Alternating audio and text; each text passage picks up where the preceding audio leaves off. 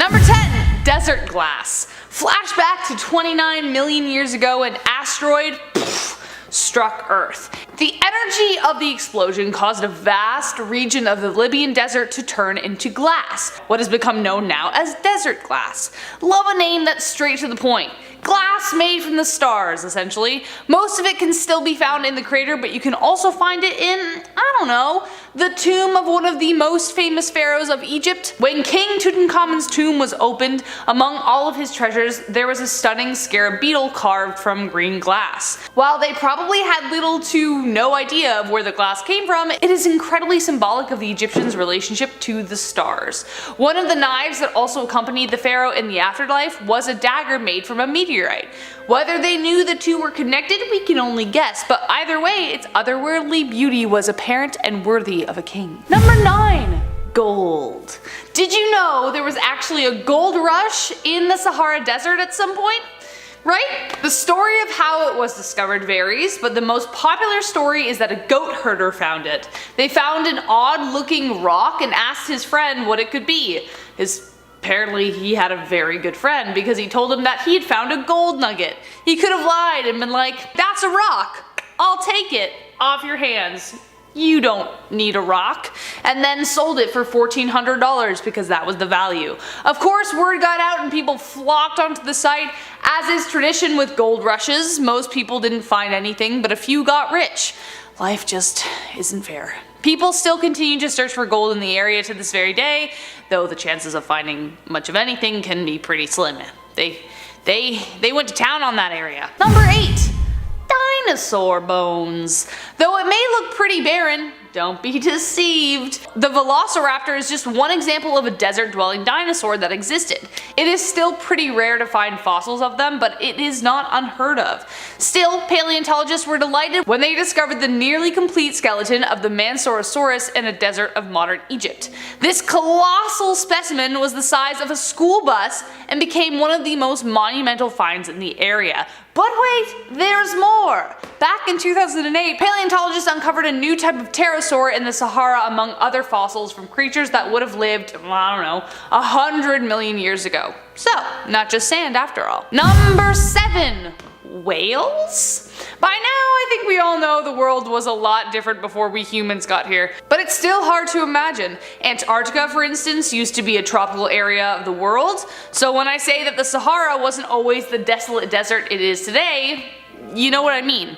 But how do we know? Well, Whale Valley is one reason. The area that is now known as Whale Valley was covered by the lost Tethys Ocean, which explains why there are tons of fossils of some of the earliest known species of whale. That's right, incredibly well preserved specimens of species that died over 37 million years ago scatter this area in the desert.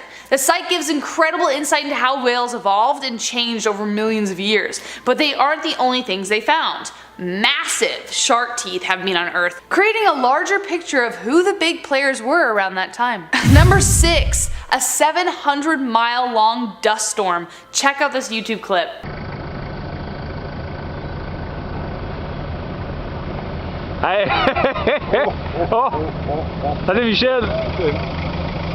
If your jaw didn't just drop, something is wrong with you. Also, for all of my book talk friends, you know, Shadow and Bone fans, you know what that looks like? It's a much sandier version of The Fold.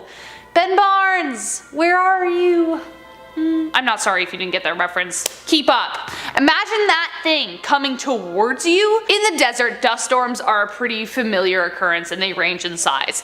It's definitely not fun for sand to be sprayed in your face while you're at the beach, but now imagine that sensation going on for, I don't know, 12 hours. This dust storm was captured by NASA in May 2011 and was 700 miles in length, which is wider than the state of Texas. Why do they happen? Well, the sand isn't held down by any roots, nor does the ground get packed down by water. So if wind decides to mess around, you better take cover. Unless you want the most painful exfoliating treatment you've ever had in your life.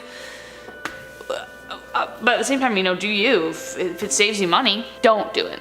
Don't do it. I'm joking. Please. Exfoliating is not that good for you. Number 5. Kitty Hawk. The last time anyone ever heard from Sergeant Dennis Coping was on June 28, 1942. He was on his way to the British desert base in a damaged P-40 Kitty Hawk aircraft when things went horribly wrong. Like, I don't know how they can go right if you're in a flying damaged plane, but sadly, Coping and the Kitty Hawk disappeared from eyes and ears for years. The craft was only discovered in 2012 by an oil worker and found the aircraft mostly intact. Even more distressing was that there were signs of the parachute having been used as a kind of shelter. Coping must have waited beneath it hoping that help would finally come, but they were 70 years too late. However, his body was never found alongside the plane. The plane was taken and restored for display in the El Alamein Museum, but many were displeased. They believed that the plane should have stayed there as a memorial for the man who never made it home. Number 4. The Iron Man Motorcycle Man. This story, you just can't make it up. This story is equal parts hilariously charming and mind-boggling. It's so impressive. It might be more impressive than Tony Stark building an Iron Man suit in the desert, just by the sheer fact that this guy had less to build with. Like, the man I'm referring to, his name is Emile Leray. Emile decided back in 1993 that he was gonna road trip across the Sahara Desert in a Citroen 2CV, which is this. Check out this picture. Of course, this dollar store Herbie Fully Loaded broke down after he crashed it while going off-road. So what did he do? Well, he built himself a motorcycle. He took the car apart and built himself a motorcycle. He spent 12 days on this impromptu project, and with only 16 ounces of water left, he drove the dang thing home. The funniest part is he was picked up by the Moroccan police a day later and fined because his documents were for the Citroen 2CV, not an improvised motorcycle. What? Take the guy to a hospital! No pat on the back, no wow buddy. They charged him for not having his papers in order. Meanwhile, he just came from the desert. Oh man, like this was so good. It's amazing. I just can't handle this story. Well, there you go. Check out this YouTube clip. Also, this is what the guy looks like. Amazing. De nombreuses fois, les problèmes se sont posés au niveau d'un petit village qui s'appelle Tilemzoun où les militaires m'ont arrêté. Donc ces militaires m'ont demandé de rebrousser chemin et de retourner. Number 3. The Nafta Stones. This channel is no stranger to mythical megaliths, and I got another one for you. The Nafta Stones are the oldest known stone circle in the world. They were discovered by sheer luck in 1973. A guy named Eid Marif stumbled across them and took his colleague Fred Wendorf to see it. 700 miles south of the Great Pyramid, Nafta Playa was built more than 7,000 years ago. Like many of the other stone circles we've mentioned in previous videos, many people believe these stones have mystical powers, and so did the people who made them. Kind of. Archaeologists have determined that they were constructed by a nomadic people who worshipped cattle. They were built as a way to mark the summer solstice and monsoon season, so in a way, it's possible that this could be the world's oldest astronomical observatory. Number 2. Moro Prosperi. Again, can't make this story up. I can't make this story up. It's kind of an adventure story, and technically, they did find him in the Sahara Desert, so there. This story is just wild. I can't make this up. This is survival in its truest form. Some people live for the extreme, and this Italian sports enthusiast was just that kind of person, though this may have been too much. The Marathon of Sands, or the Sahara Marathon, is the toughest foot race on Earth. It's a 6-day annual trek covering 156 miles, about 6 normal marathons. You have to be entirely self-sufficient, bringing your own food, which Moro proved to be. On the 4th day, a sandstorm hit and Moro disappeared within it because he kept running and then he didn't realize that he had gone off the path. Flash forward to an 8-day journey of intense dehydration and starvation.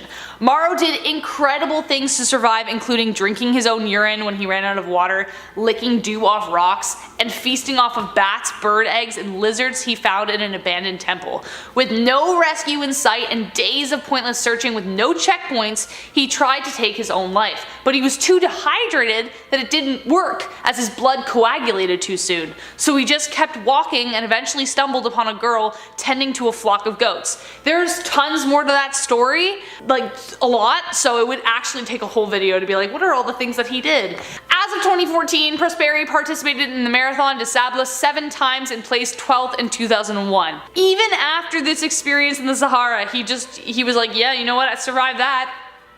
I'm gonna go do other things. This man just doesn't quit. And last but not least, the Gobi Skeletons. Paul Sereno and his team were looking for dinosaur skeletons when they stumbled across an even bigger surprise waiting for them. Sereno had just come from a team who uncovered a Spinosaurus and was eager for more. As I mentioned, it was really exciting for dinosaurs to be found in the desert. Instead though, he discovered the largest human graveyard in the Sahara Desert.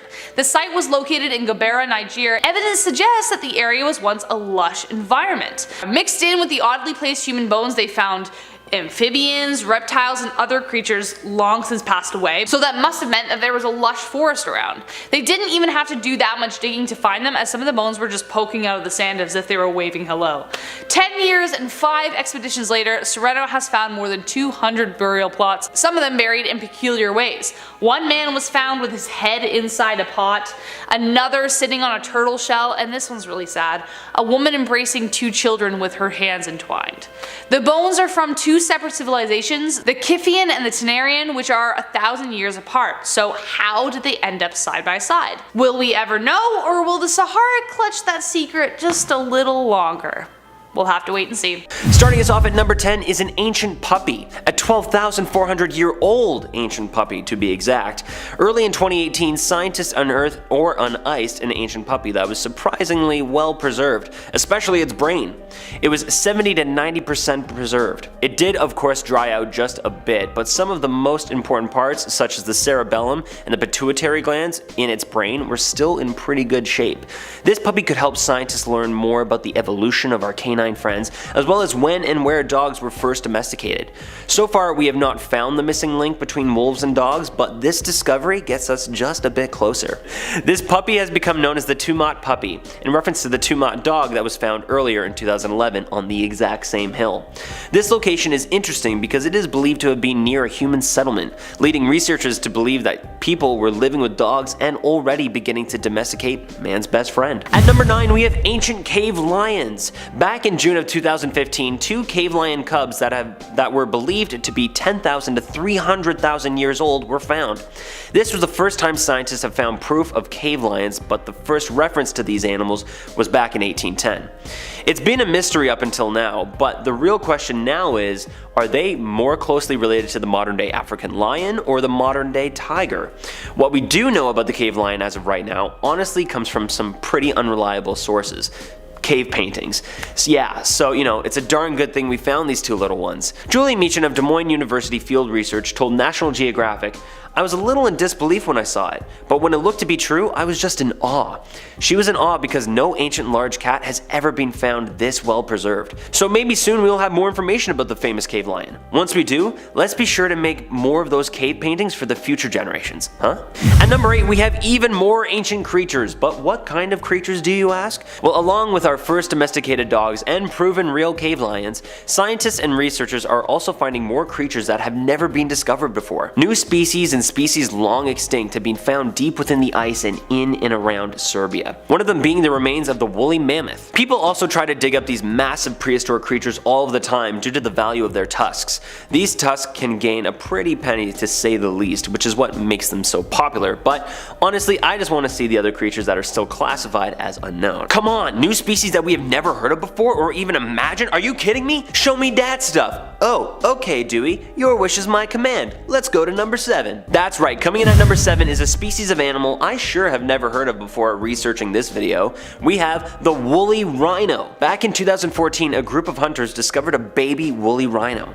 At first the hunters thought it was just a dead carcass of a reindeer or something else, but upon closer inspection, it was a rhino with a lot of fur. They decided to relocate the baby fluffer until the seasons changed and then relocated it once again to the Academy of Sciences. They named the infant woolly rhino Sasha. Sasha is one of the only woolly rhinos to be discovered, especially in this grade of shape, but not all of her was there. It seemed like Sasha was some other predator's snack a while ago, but nevertheless, Sasha is a magnificent look into the past, so Sasha, this one's for you. At number 6, we have ancient unknown plants. Recently, scientists have discovered many unknown species of plants from long long ago in the permafrost of Siberia. In 2012, scientists discovered a squirrel with a plasticine plant. The squirrel burrowed deep down, not realizing that he wouldn't come back up for many years to come. But thanks to that squirrel, we discovered this plant, which was extremely well preserved. By discovering more and more plants in the permafrost, scientists can then discover more species that we never knew of before, as well as see how plants evolved to the ones that we all know and love today. Coming in at number 5 at our halfway point, we have diseased bodies. Siberia is a huge burial ground for people that were diseased back in ancient times. People were buried to stop the spread of whichever deadly disease they caught. But some believe these diseases, such as smallpox, could be making a comeback due to all the bodies that are continuously being recovered. Due to the cold climate and ice, these bodies are staying well preserved, as well as some of the actual diseases themselves. One body was found in a thawed-out river in Siberia, but was then taken to a quarantine hospital. Fortunately, researchers took the proper precautions and they were able to stop the spread of smallpox. This is just more proof of how deadly and how large the numbers were of people who carried these deadly diseases. So this one is scary, creepy, and also educational. Ah, the perfect trifecta, isn't it? At number 4, we have ancient viruses! I know, after this last year and a half, we are so frickin' done with hearing the word virus, and trust me, I am freaking with you. But another reason to worry about the melting ice caps, other than flooding and global warming, is because of the ancient and thriving viruses that have been found under the tundra of Siberia. A few years ago, beneath the tundra, a deadly virus was discovered, and oh, it gets better. It was still active. Oh boy! The virus was said to date back to 30,000 years old, and there is definitely no vaccine for this one. The virus was nicknamed the Pathos virus for its elongated size once it was examined. It is apparently the largest virus on Earth, but is said to be not deadly to humans, just amoebas. So this is a good sign, but who the hell knows what else could be lurking within the deep tundra and permafrost of Siberia? I, for one, am not sure I really want to find out. I brought diseases. Starting us off in our top 3 at number 3, we have sea monsters. Lake Baikal is the world's oldest freshwater lake. It dates back to 25 million years ago and is home to over 3,700 different species of marine life. It measures 49 miles, which is almost 80 kilometers wide, 395 miles, which is 635 kilometers long. It also has a depth of 5,300 feet. Plenty of lake for a sea monster. That's right, Loch Ness isn't the only place in the world with a sea monster. Lake Baikal is said to be home to Lucid Khan, which translates to Water Dragon Master. How freaking cool is that? I am the Water Dragon Master, hear me roar! The master is said to look like a giant sturgeon with a prominent snout and armored plating along the back of it. Now, why does a sea monster have armored plating? Well, because he's a mother freaking G, that's why. Reports of the Dragon Master go back centuries with ancient carvings that depict the giant creature. This one alone has made me want to go to Siberia because I love sea monster lore. Water Dragon Master, I bow to you, O Great One. At number 2, we have exploding craters. In a remote corner of the Yamal Peninsula in northwest Siberia, exploding craters have been popping up since 2013. Over the years, 17 of these massive craters have exploded into the existence in the permafrost up in Siberia, and scientists are still crazily confused how and why they are happening. Although, recent research is now starting to help scientists piece together some clues on where these craters are coming from. Just below the permafrost in Siberia, water flows and begins to freeze, pushing up the permafrost into a large mound. These are not uncommon and can be found all over the north, but in many places these mounds usually just collapse in on themselves. But that's not the case here in Siberia. The ones in northwest Siberia expand and grow very fast, and due to the gas buildup, these mounds blow up almost like ice volcanoes. Pretty cool, right? But scientists are still puzzled on where the large amounts of gas are coming from. Scientists who have been adventurous to dive deep in these large craters have found a large amount of methane pooling at the bottom. So hopefully we get to the bottom of this soon, or else northwest Siberia might turn into one large ice volcano. Kinda cool though. And finally, coming in wickedly hot at our number 1 spot is an insane forest fire that is currently wreaking havoc in Siberia right now as we speak. For the first time ever, smoke from Siberian forest fires has reached the North Pole, and that is a terrible sign. UN climate experts this past Monday stated that global warming is happening quicker than expected and is due to the lack of action by our governments. In a region known as Sakha in Siberia, close to 3.4 million hectares or 8.4 million acres have burned and continue to burn. Last Saturday, NASA reported that smoke could be seen traveling from Siberia all the way to the North Pole. That's more than 3,000 kilometers or 1,800 miles. Environmentalists are blaming authorities for letting forests burn every year under a specific law that allows them not to intervene if the cost of dousing and taming the fire would be more than the cost of what they would lose to the fires. Guess what, numbskulls? You're gonna lose a lot more than you think if you don't start acting soon. So while this one isn't exactly weird, it is new and weird how governments aren't taking it that seriously. Come on guys, what good are you if you're not protecting the people? There, I said it. Anyway, on a much happier note and less salty note, that has been our top 10 weirdest things found in Siberia. I am ecstatic about the Dragon Master now. I mean, I grew up loving the Loch Ness Monster lore and even Canada's own Ogopogo from the Okanagan Valley, and I have heard of some other less famous ones throughout the years, but this one was brand new to me, and no other sea monster that I know of wears armor. So please, humans and sea monsters of the world, bow to your master. Coming in at number 10, we have this very foolish man. Builder Alexander Tarasov filmed himself getting in a bathtub filled with plaster. He waits for it to dry, eventually confirming that he's pretty stuck. He keeps a hammer, a chisel, and a mobile phone beside the tub in case he can't free himself. Despite covering himself in Vaseline before he got in, he found getting out pretty hard and suffered chest pains after the prank. I'm just saying it was a pretty stupid thing to do, so what do you expect? On the topic of Vaseline, we have a tin of the stuff at number 9. This whole idea that got me started on this topic is a little tin of Vaseline that I see on my way to work every day. When I'm walking to work, I always walk over this Vaseline that's like stuck in the middle of the road. I guess when they were relaying the road, someone dropped their tin of the petroleum jelly and it became stuck there forever. And now every day when I see it, I'm like, hi there, Vaseline. Coming in at number 8, we have a pair of shoes. This seems to be like an annoying prank to me. I bet some kids saw that a new road or path had just been laid and decided to wang an old pair of shoes in there, or maybe even steal a pair of their friends' shoes. This would be really annoying for the construction workers who have to choose to either dig it out or just live with shoes in the road. It seems like builders went for the lazier option. At number 7, we have a spade. You had one job, Peter. Look what you've done. Look what you have done. It seems like construction workers laying this road had a little accident and they just thought, you know what? Screw it, we're just gonna live with it. Coming into number 6, we have a frog. Frog. Oh my god, I just reminded myself that the crazy frog used to be a thing, and I really hope that this is how the crazy frog died, because if it was any other frog, I might feel pretty sad. It's a crazy frog. That is legitimately my boyfriend's ringtone. I want to murder him. So this looks like a kamikaze frog leaped into setting concrete and then, This picture was posted on Twitter in 2016 with the caption, "Hey," and I get it. What's going on here? So many people love this picture. 64,000 people retweeted this lasting imprint of the frog. Not ideal. At number 5, we have a car. This actually happens somewhat frequently. In this particular instance, a teenager ran their car into setting concrete and was faced with footing the bill. It took 2 hours to free his blue Honda Civic from a road in Nebraska, and the 19-year-old driver was handed a $10,000 bill for the damage. Wow. Lesson to all drivers: just totally avoid shiny, wet-looking bits of road blocked off by cones. It's just in your best interest. Oh yeah, this is pretty tragic. You can see exactly what happened in this piece of concrete. Coming into number 4, we have this bike and its journey. They say a picture speaks 1,000 words, and half of the words I'm getting here from this picture must have been from the cyclist turning the air blue as they realized they'd cycled head-on into freshly poured concrete. What the?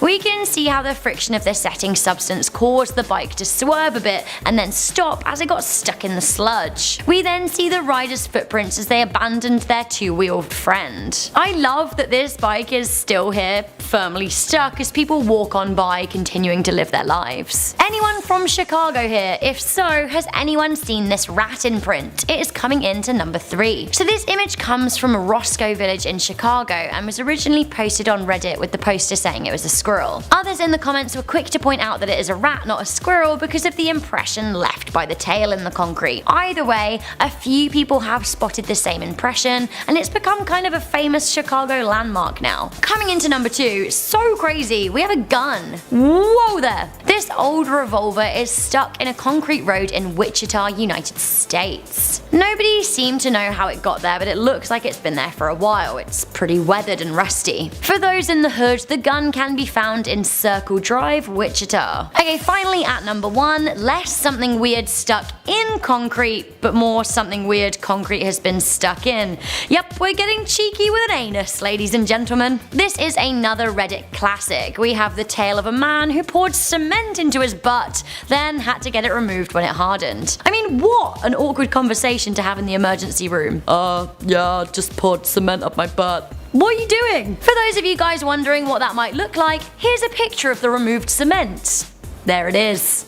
Wow. Also, let's have a little look at the anal sphincter x-ray too. Yay. Of all the words I thought I was gonna say today, sphincter just isn't one of them. Sphincter. Starting off this list, in at number 10 with a grill. Not a barbecue grill, but a mouth grill. Grills are a piece of mouth jewelry worn by a number of people. One mother thought it would be a good idea to purchase a grill for her 7-year-old son at a flea market. First of all, gross. Second of all, does your son really need a mouth grill? How about you go buy him like a soccer ball and call it a day? Unfortunately, the grill came loose in his mouth after choking on it, and then the boy swallowed it. Luckily for him, doctors said the grill would pass normally. But unlucky for him, he's gonna feel that pain later, if you guys know what I mean. Moving on to number 9, we have a fork. You might be wondering how this happened. Well, when a cockroach jumped into a woman's mouth, she had the brilliant idea of using a fork to remove the insect. Unfortunately, she ended up swallowing both the fork and the cockroach. Ugh. Surgery was required to remove the fork, which became lodged sideways in her stomach, and I'm not really sure how she managed to accidentally swallow it. It's a big object, and I hope for her sake that she's now only eating with her hands. Number 8 brings us to wire mesh. A prisoner discovered that the walls of his prison were made out of wire mesh, so he literally tried to eat his way out. He would carefully twist off pieces of the mesh and hide the evidence by consuming it. When his actions were discovered, he was probably moved into like a concrete wall. Try eating that one now. 350 coins takes the number 7 spot. A French man ingested $650 worth of metal coins. Did this man just think like he would become the real life piggy bank and that's like the best way to save it because who's gonna try to rob him? Well, I guess that's one way to keep your money safe from like bank fees, but it's also inconvenient because what if you need a quarter now? What do? He was actually a criminal who often stole coins and ate them. He also ate other metal objects which accumulated to 12 pounds in his stomach. He actually died due to the complications after surgery to try to remove them all. Number 6 is an engagement ring. This would have been an interesting story to tell, however, this isn't as romantic as you guys might think. A man went into an expensive jewelry store and asked to look at engagement rings. He confused the salesman, and when he wasn't looking, he decided to swallow the ring. So he tried to then convince the salesperson that he actually gave back the ring and he doesn't know what happened to it. However, he wasn't as smart as he thought because the police were involved and he had to give the ring back. The store had mixed feelings about getting the ring back because they know where it has been and where it probably came out. And of course they couldn't sell it for full retail price, and I wonder if you have to disclose the history of the ring. Moving into number 5, we have cobblestones. A woman in China decided to eat 20 cobblestones on an impulse while she was arguing with her boyfriend. She believed that these cobblestones would safely pass through her system, but instead the cobblestones remained in her system, creating blockages and damaging her stomach. The woman was forced to undergo surgery to remove the stones. I hope for health's sake she decided to break up with the boyfriend because who knows what else she might have tried to eat the next time she becomes angry. Hopefully she's not eating the person and become cannibalism. Bed springs comes into this list in at number 4. A prisoner at Kansas City prison decided that eating a bed spring was worth it in order to get out of prison for a trip to the hospital. He was a suicidal prisoner who consumed everything in reach. When doctors opened him up, they removed over 100 objects including bed springs and even razor blades. He didn't want these items removed by the doctors, but they got court's permission to perform this operation. Hopping into number 3 are live frogs and rats. Yang Dikai from southern China has been swallowing these frogs and live rats for 40 years. He claims that swallowing these animals have helped him to avoid intestinal problems and have made him stronger. A 66-year-old man who had been suffering from frequent abdominal pain and coughing since he was 26 heard of Yang Dikai eating live frogs and rats and decided to try to figure it out. After a month of eating live frogs, his stomach pains and coughing were completely gone. I don't know about you guys, but I think I would try a prescription medication before eating a slimy frog and a dirty rat. Number 2 brings us to a 10-pound hairball. In November 2007, the New England Journal of Medicine reported the removal of a 10-pound hairball from an 18-year-old woman. The woman complained complained of abdominal pain and a 40-pound weight loss. Doctors found a mass, and when they inserted an endoscope through her esophagus, they discovered that the hairball nearly took up all the space in her stomach. The woman had a habit of eating her own hair, which is a condition known as trichophagia. Coming into number 1 for the top 10 weirdest things swallowed by people is an airplane? Yes, that's right, a French entertainer by the name of Michael Lotito was famously known for his ability to digest the undigestible. Michael relied on his thick intestinal walls and highly powerful stomach to protect him from harm. So he spent 2 years famously attempting to eat a Cessna 150 airplane. He began eating the unusual materials as a teenager around 16 years old and performed these stunts publicly. He went on to consume bicycles, shopping carts, TVs, chandeliers, beds, skis, and a coffin, and even a computer. Starting off this countdown, we have the giant mosquitoes. First off, I would like to give a huge shout out to subscriber Rocker Bob. He left a comment about the mosquitoes in Alaska, and they definitely deserve a spot on today's list. The mosquitoes in Alaska are so big that they joke around and call them the state bird. The biggest type are a kind called the snow mosquito, and they are about the length of a full-grown American honeybee. Yeah, it's massive. I mean, on the plus side, you can see them coming. Like, I hate when all of a sudden I'm like, I got a mosquito bite, right? Like, where did that come from? Maybe now you'll be able to see these suckers and then I'm just kidding. But here's the thing. The swarm of mosquitoes there are so aggressive, they have been known to chase herds of caribou into the sea. Not only that, they have the ability to completely drain a caribou.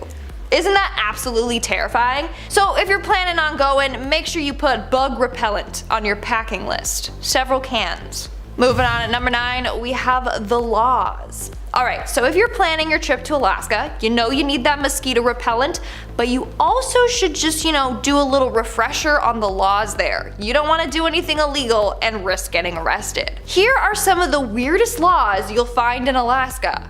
For starters, it's illegal to wake up a sleeping bear in the purpose to take its photo. Who is dumb enough to wake up a sleeping bear? Anyways, if it's not for the purpose of taking a photo, can you wake it up? I don't know. It's also illegal to push a moose out of an airplane. Damn it, there goes my weekend plans. Like, seriously. Clearly this has happened before, so they had to make this a law. But who's loading a moose onto an airplane in the first place? And then second, who's then pushing it out? That's just messed up. Anyways, it's also illegal to give alcohol to a moose. Again, that means someone was caught doing this, so then they had to then make it a law. And it's also illegal to tie your pet dog to the roof of a car. Excuse me? Who the hell is doing that? That's just incredibly messed up. But yeah, that's just some of the many weird laws. Coming in at number 8, we have the giant halibut. Again, thank you to Rocker Bob for telling me about this one as well. But the fish in Alaska are massive. Like, what are people feeding them? You see this picture right here? This is not edited at all. That is a 327-pound halibut caught by a man named Greg Brewer. I have so many questions. 1, how did they catch that? 2, how did they reel that bad boy in? 3, why is that fish so big? Seriously. Apparently Alaskan halibut can grow to be 8 feet long and 5 feet wide. They can also weigh up to 500 pounds. I literally don't believe this. Like, what is in the waters over there? Coming in at number 7, we have the lake monster. Of course, Alaska has a lake monster. I mean, have you seen the size of those fish? Those alone are monsters. But over at Iliamna Lake, there's a supposed lake monster that has been spotted a number of times throughout the years. It even has been blamed for a number of deaths. As a result, the monster has been given the name Illy. The monster is said to be 10 to 30 feet in length with a square-like head. It uses its head to then knock boats over. People are so determined to catch this thing that there's a $100,000 reward given to anyone that provides concrete evidence that this monster exists. One of the first sightings was in 1942 by Babe Ellsworth and Bill Hammersley. They were on a flight over the lake when they saw something weird moving in the waters below. When they got closer down to it, they saw this long, massive creature flipping its tail side to side. Over the years, a number of other pilots and boaters have seen this creature as well. So just be careful if you ever decide to go swimming. Or bring your camera so you can capture this creature and then get the cash, even better. In our 6th spot we have Mukluk Land. Mukluk Land is said to be one of the most bizarre and creepy amusement parks in the world. The theme of this park is there is none. It's basically like a collection of random stuff. You got rusting snowmobiles and a giant cabbage, but scariest of all, you got this weird place of dolls. Basically, there's a log cabin and it's just filled with hundreds of dolls. Like they're everywhere on the floor, shelves, walls, you get it. But I don't quite understand because entering the cabin is forbidden. In fact, there's a big open bear trap waiting for you in the room if you do trespass and enter. Why have a display that you can't visit? I don't know, I just have a feeling that those dolls are cursed or possessed or something like that. They just threw them all inside of one big cabin and locked them up. I'm just kidding, but still, the place does look cursed. We're now at our 5th and halfway mark with the hairy beast. So not only do you have to look out for lake monsters while you're there, but also these big hairy beasts that resemble Bigfoot. Hey, maybe it's his older brother or something. Anyways, a number of disappearances and deaths have been linked to a mysterious hairy beast that lurks in Port Chatham. In the 1930s, a number of people went missing in the area. In 1931, Andrew Kamluck went out logging. He was later found dead in the forest. He got a bad blow to his head. Around the same time, a man named Simon Vaznikov was out in that area and randomly disappeared without a trace. Another man named Tom Larson was out chopping wood when he said he saw something hairy on the beach, and it wasn't my uncle without a shirt on. The creature was just standing there staring at him. Thankfully, it didn't attack. Also, on a number of other occasions, people have seen weird man-like footprints in the mud. So I think it's time to gather a team and go Bigfoot hunting. Who's with me? Moving on to number 4, we have the massive produce. So we got massive mosquitoes, massive fish, massive beasts. What's next? Well, how about massive produce? Because of the fact that Alaska has long summer days, they are able to grow oversized produce. Like a 35-pound broccoli, a 65-pound cantaloupe, and a 138-pound cabbage. They get like 20 hours of sunshine, so yeah, they're just growing non-stop. In fact, there's even an annual Alaska State Fair where people show off the massive produce they have grown. They've got massive pumpkins, zucchini, watermelon, anything you could ever dream of. Honestly, I'd be down to do a little taste testing of these magically big produce. Who's with me? Moving on at number 3, we have the sunlight.